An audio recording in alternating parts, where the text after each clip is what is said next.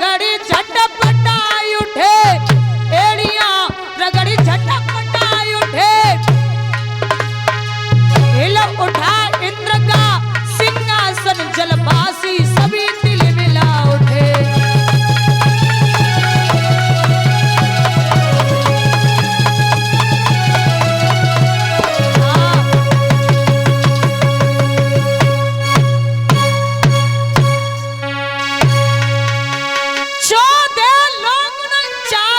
पवन दादा आठों बस पृथ्वी कांपी उठी, आठों बस पृथ्वी कांपी उठी, शशि सूर्य हिले त्रिलोकों में, चंद्र पे लालिमा जाने लगी।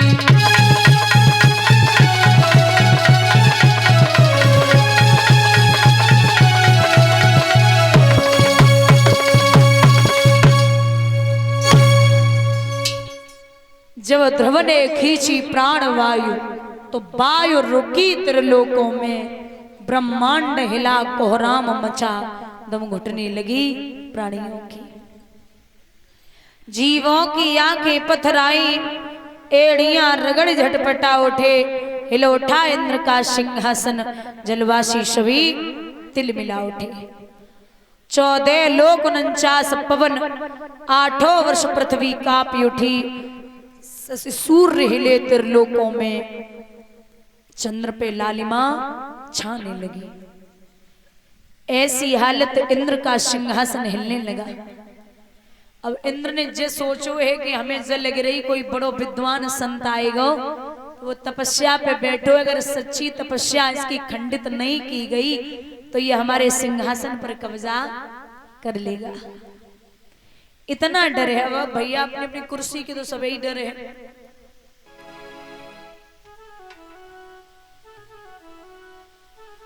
बोले हमारा सिंहासन न चला जाए। बाबा नारद बोले बस थोड़ी देर और धरे रहो, 8 तारे को भाव तुम्हें पता चल लो।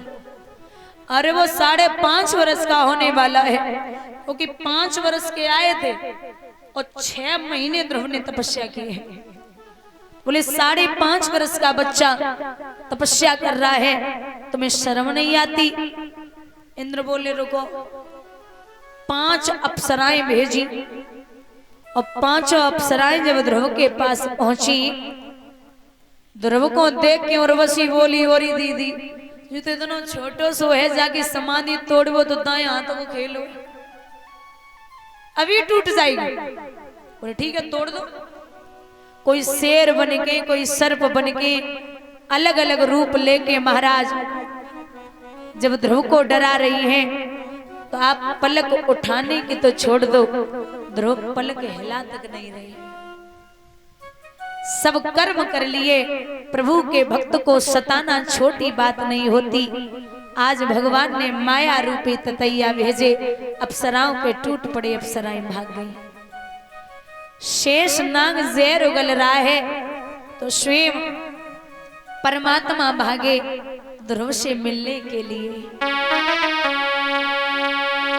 माधव बैठ गरुड़ पे आए जी, जहाँ पे वो ध्रुव तपोए मालिक।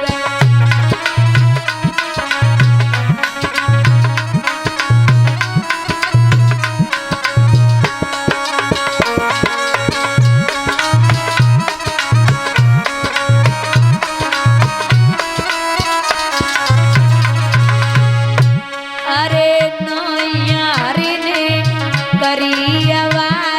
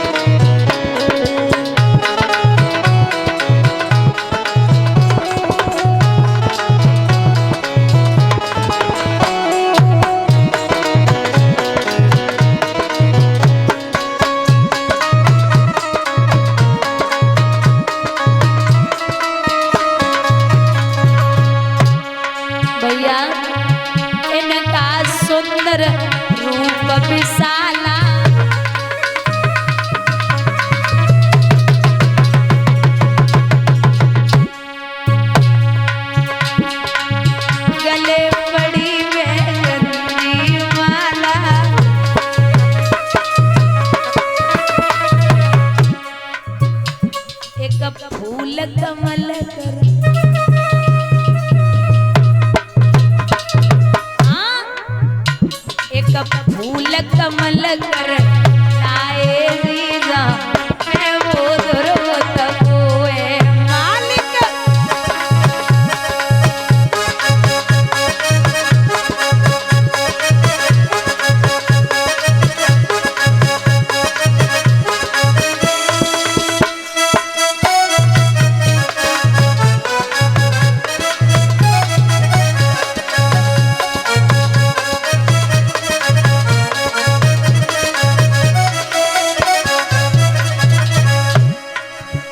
बंधुओं,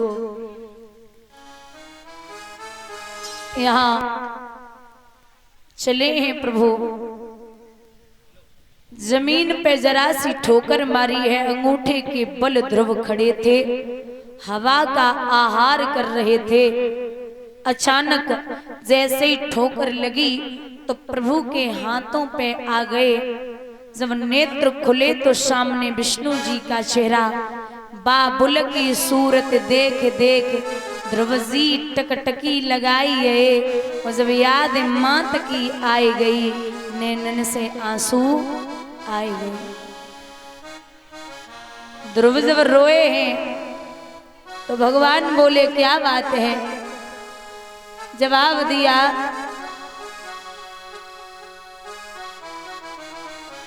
कि मुझे माँ की याद आ रही है। प्रभु कहने लगे लाला तू हमसे वरदान मांग ले।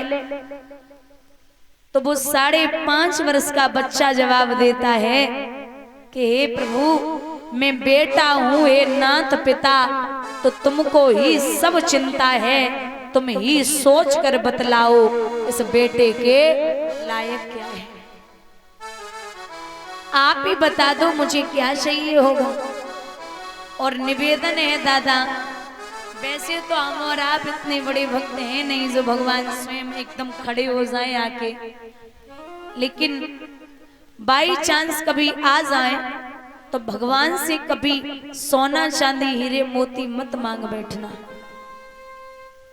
जब भी भगवान कहे कि क्या चाहिए तो भगवान से कहना कि हे प्रभु अगर देना चाहते हो तो बस आपका साथ चाहिए और कुछ भी नहीं। क्योंकि बता दे, जब लंका से विजय प्राप्त करके भगवान श्री राम आए थे तो जिसे जहां का राजा बनाना था बना दिया। जैसे पंपापुर का राजा सुग्रीव को और लंका का राजा विभीषण को जो जहां के राजा बनने थे बना दिए गए। लेकिन प्रभु का जब राज तिलक फिर हुआ तो हनुमान जी चरणों में बैठे हुए भगवान श्री राम ने इशारा दे के बुलायो और जवाब दो हनुमान इधर आइए। हाँ राघव जी बोले मैं सबको राजा बना चुका हूँ, आज हमारी बड़ी इच्छा है कि जिसने हमारे भाई की जान बचाई, जिसके कारण पुल बन गया, जिसने सीता मैया का तुमने अपनी माँ का पता लगाया, अरे बड़े बड़े आपने काम किए, आज हमारे दिल पे बड़ा वजन है, आप हमसे कुछ मांग लो। हनुमान राघव जी का चेहरा देख के बोले क्या आप कैसी बात करते हैं प्रभु, भला एक दास अपने मालिक से कभी कुछ मांग सकता है? अरे मैं आपका दास हूँ, मुझे कुछ नहीं चाहिए। राम जी बोले कुछ तो ले लो। अरे कहाँ का पद दे दे, कहाँ का पद? तो हनुमान जी मुस्कुराए के बोले नहीं राघव, जहाँ पद होगा वहां मद जरूर होगा। मद माने घमंड, अहंकार। बोले चाहे 100 में 100 ना हो, लेकिन 10-20% होगा ही होगा, लेकिन जहां पद होगा वहां मद जरूर होगा। बोले फिर तो कुछ ले लो, गद्दी कहाँ की दे दें? बोले बस महाराज जी गद्दी से तो दूर ही रखो। क्यों? बोले जितने से गद्दी वाले हैं सब भूत बड़ी जल्दी बनते हैं। अब देखो भूतपूर्व प्रधानमंत्री, भूतपूर्व मुख्यमंत्री, भूतपूर्व जिला पंचायत सदस्य, भूतपूर्व जिला अध्यक्ष, भूतपूर्व प्रधान जी, जितने जो गद्दी वाले हैं सब भूत बड़ी जल्दी बनते हैं। आपने भूतपूर्व प्रधानमंत्री और भूतपूर्व मुख्यमंत्री सुना होगा, लेकिन भूतपूर्व रामचंद्र और भूतपूर्व कृष्णचंद्र नहीं सुना होगा। थे, हैं और हमेशा रहेंगे। बोले फिर क्या दूं आपको, कुछ मांग लो। मैया सीता बोली, अरे हनुमान क्या करते हैं आप, मांगिए ना। जवाब दिया, माँ कुछ भी नहीं चाहिए। अच्छा सीता बोली, एक काम करो, क्या, डबल ले लो, डबल। बोले हाँ मैया जे ठीक है, डबल दिलवा दो। डबल चाहिए? बोले हाँ। क्या? नाथ से बोलिए कि ये अपने दोनों चरणों की सेवा हमें दे दे। डबल हो गए ना, एक पैर तो है नहीं तो है। बोले आप अपने दोनों चरणों की सेवा हमें दे दो। सीता जी आगे बढ़ी तो राम ने कलाई पकड़ी और जवाब दो, हे देवी आज एक भक्त के आगे एक पत्नी हार गई। वरदान दिया, यहाँ तो छोड़ो त्रेता में, द्वापर और कलयुग में भी जहां जहां राम के मंदिर बने होंगे वहां वहां हनुमान जी की मूर्ति अवश्य होगी। और राम का मंदिर बना के हनुमान जी की मूर्ति न हुई तो वो मंदिर पूर्ण नहीं होता। बोलिए राघवेंद्र सरकार की। यहां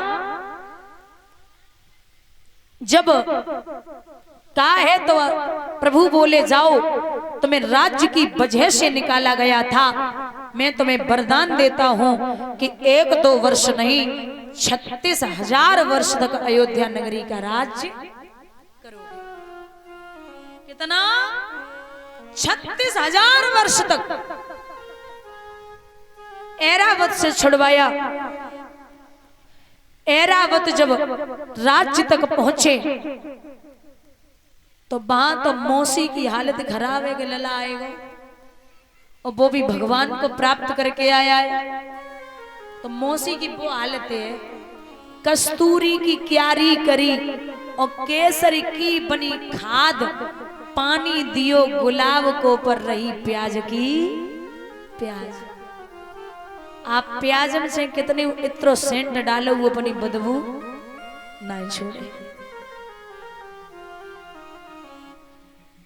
मेरे भैया काय के दरवाजे खोलो मौसी।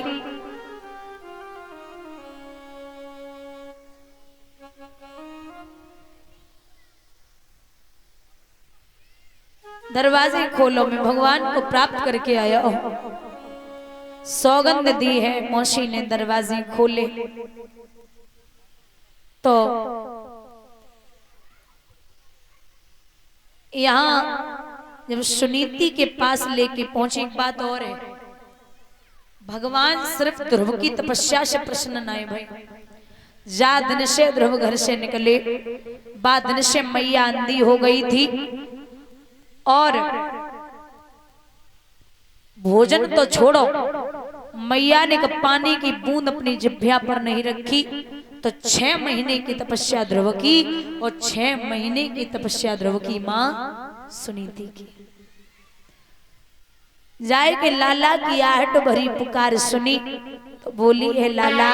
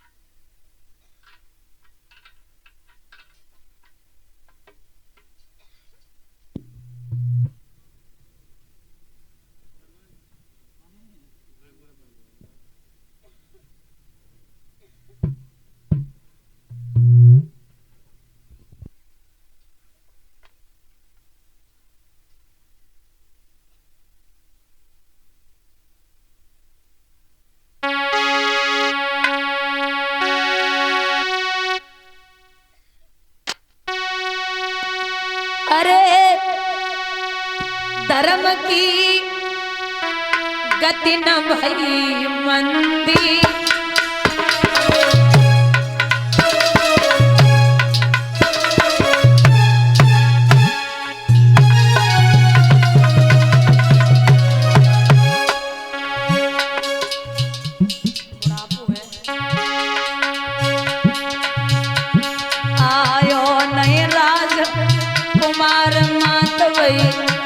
रोए के अंधी।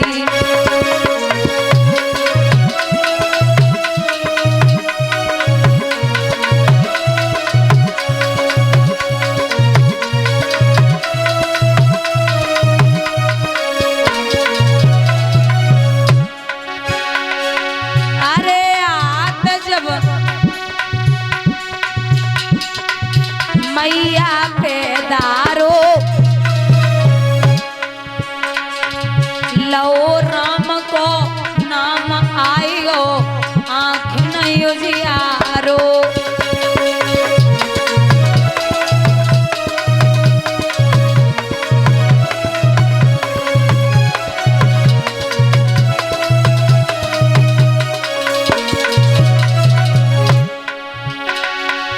अरे हरियर बोलो मेरे भैया करम लेखना मिटे करो चाहे लाखों चतुरैया।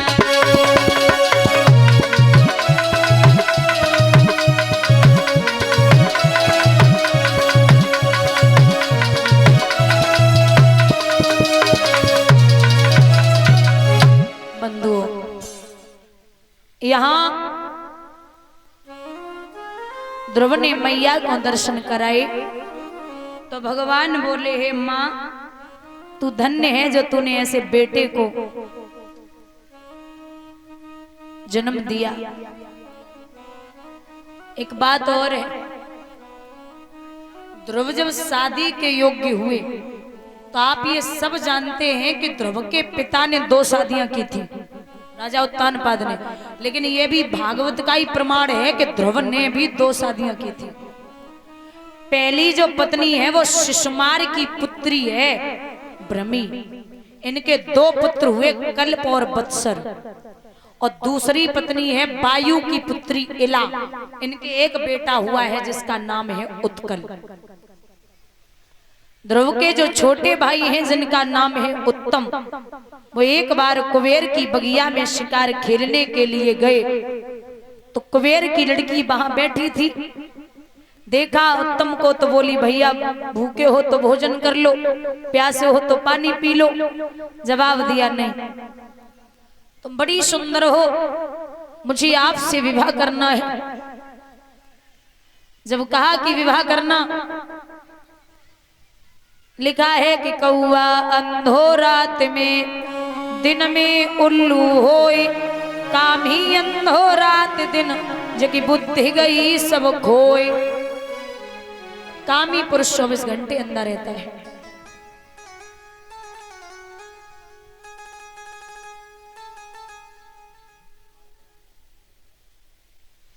यहां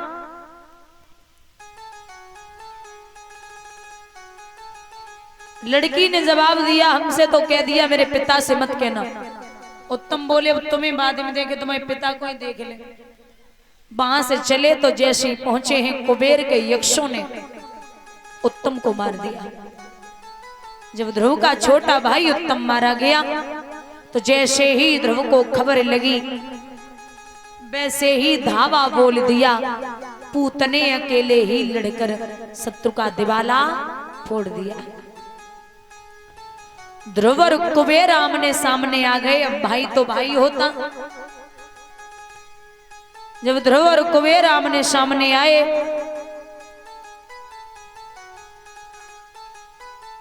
ध्रुव के बाबा का नाम है मनु, मनु के पिता हैं ब्रह्मा। मेल मिलाप करवाया, बोले लाला क्रोध ना करो। पुनः मेल मिलाप हुआ, ध्रुव वापस आए। 36,000 वर्ष राज्य करने के बाद में ध्रुव जब फिर से तपस्या करने के लिए पहुंचे तो वहीं पर उनके लिए आ गया विमान। विमान में बैठ करके ध्रुव जब बैकुंठ के दरवाजे पर पहुंचे, विचार किया मेरा पूरा परिवार बैकुंठ में है। भगवान ने वहीं उत्तरी दिशा में स्थापित किया है, जिसे हम और आप बोलते हैं ध्रुव तारा। एक बात और है, दादा जिस व्यक्ति को 6 महीने से ध्रुव तारा दिखाई न दे तो समझ लेना उसकी मौत नजदीक आ गई। बोलिए गोविंद भगवान की। आज इतना बड़ा प्रभु का भक्त उत्तरी दिशा में स्थापित हुआ। लिखते हैं विद्वान, अरे दीन गए धनवान सुखी, धनवान के सुख राजा कुंवारी।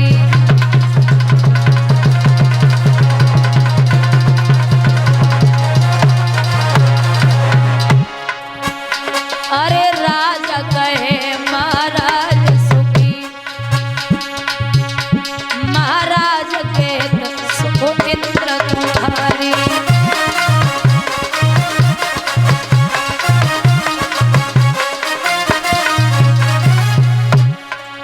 इंद्र कहे शिव वृंश सुखी, शिव वृंश के सुख विष्णु तुम्हारी।